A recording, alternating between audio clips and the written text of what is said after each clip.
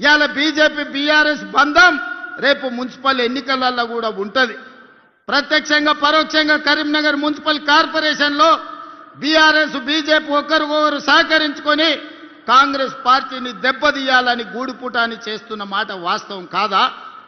ఇవాళ నిజంగానే చిత్తశుద్ధి ఉంటే ఎన్నికల ఓట్ల లోపల కాళేశ్వరం కుంభకోణం మీద హరీష్ని కేసీఆర్ను సిబిఐలో అరెస్టు చేయాలి. ఫార్ములా ఈ రేసులో కేటీఆర్ను అరెస్టు చేసిన తర్వాతనే బీజేపీలు తెలంగాణ రాష్ట్రంలో ఓట్లు అడగాలి. మీ కుమ్ముక్కు రాజకీయాలు, మీ ఫెవికల్ బంధం రాజకీయాలు తెలంగాణ సమాజం గమనిస్తలేదని మీరు అనుకుంటే మీ అమాయకత్వమే అవుతుంది తప్ప ఇంకొకటి కాదు. అందుకే ఇవాళ సూటిగా అడుగుతున్న బీజేపీ నాయకులను, మీ జాతీయ అధ్యక్షుడు వస్తే అనా పైసదేడు గాడిద గుడ్డు తీసుకొస్తాడు.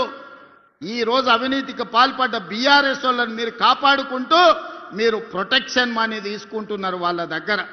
ఇవాళ మీరు కాపాడడానికి వాళ్ళ దగ్గర మీరు మామూలు వసూలు చేసుకుంటున్నారు తప్ప మీరు వాళ్ళని అరెస్ట్ చేసే పరిస్థితి లేదు. అందుకే మిత్రులారా, తెలంగాణ సమాజాన్ని ఆలోచన చేయమని నేను చెప్తున్నా.